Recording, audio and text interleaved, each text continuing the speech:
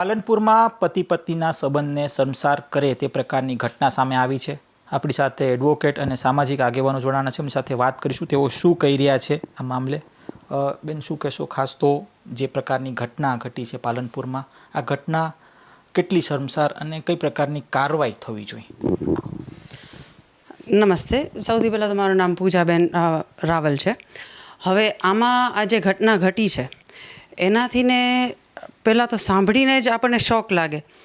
અને જ્યારે આપણે હિન્દુ સંસ્કૃતિમાં એવું છે કે 7 જન્મોનો આપણે વ્યવહાર છે આ, અને ત્યારે જેની સાથે તમે લગ્ન બંધનમાં જોડાયેલા છો અને આખું જીવન જેની સાથે વ્યતીત કરવાનું છે, એ જો તમને આ રીતે પ્રતાડના આપે તો એના માટે આપણા ભારતના સંવિધાનમાં ઘણા ખરા એવા કાયદાઓ છે કે જે તમને પૂરેપૂરો તમારો સાથ દેશે, જે વિક્ટિમ્સ છે એનો સાથ દે છે।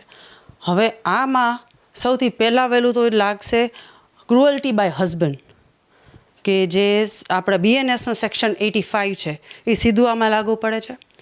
પછી છે હ્યુમન ટ્રાફિકિંગ, જેમાં સેક્શન 141થી લઈને 144 સુધી છે। અને પછી ઓર્ગેનાઇઝ ક્રાઇમ, કારણ કે એમાં એના મિત્રો પણ સંડોવાયેલા હતા। તદ ઉપરાંત એમાં રેપ અને ગેંગ રેપની પણ કલમો લાગી શકે છે। અને જો એ વિક્ટિમનું શોષણ થયું છે તો એની પણ કલમ અલગથી લાગશે, એના ઉપર પણ અલગથી ગુનો આખો નોંધાશે। અને એ ઉપરાંત એનો લૂંટ કરવામાં આવી છે કે એની પાસે જે જ્વેલરી હતી એ પણ લઈ લેવામાં આવી છે। તો આમાં ઘણા ખરા એવા ગુના છે જે અત્યારે મેં તમને જસ્ટ લિસ્ટ કીધું એ મુજબ। અને આમાં આપણો કાયદો વ્યવસ્થિત રીતે કામ કરે છે।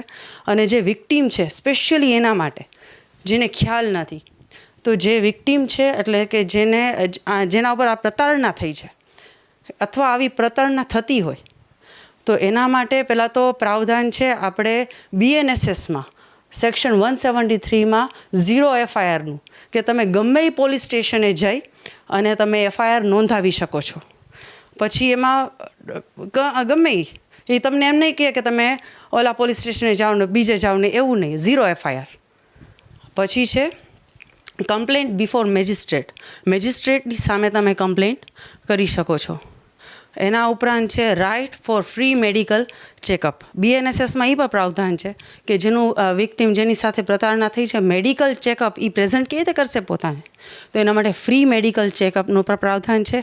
એ ઉપરાંત BNSS સેક્શન 396 હેઠળ વિક્ટિમ કમ્પન્સેશન સ્કીમ પણ છે, જેમાં સ્ટેટ ગવર્મેન્ટ અને સેન્ટ્રલ ગવર્મેન્ટ એ પણ કમ્પન્સેશન વિક્ટિમને આપે છે। તો આવું ઘણા ખરા એવા કાયદાઓ છે, એટલે આવું તો આપણે ન જ થવું જોઈએ, પણ જો થાય અથવા તો કોઈના ધ્યાનમાં આવે તો આપણને આપણા કાયદાનું જ્ઞાન હોવું જોઈએ। નમસ્તે। તમે શું કહેશો એક સામાજિક આગેવાન તરીકે?